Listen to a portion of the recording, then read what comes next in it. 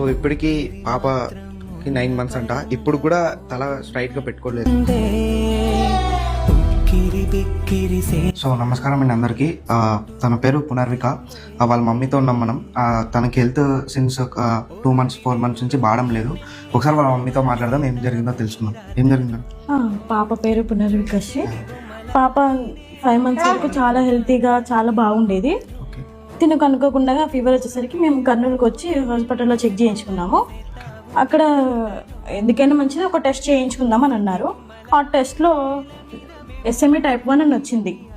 అసలు అది మాకు ఏంటిదో కూడా తెలియదు. ఇది వరకు ఎవరు కూడా వినలేదు, మా సైడ్ వాళ్ళు కూడా ఎవరు కూడా చూడలేదు, వినలేదు. కానీ ఇంకా మాకు ఏం చేయాలో కూడా అప్పుడు అర్థం కాలేదు. మేము రైన్బో హాస్పిటల్కి వెళ్ళాము హైదరాబాద్కి. అక్కడ పాపకి మేము మెడిసిన్ తీసుకుంటున్నాము ప్రజెంట్.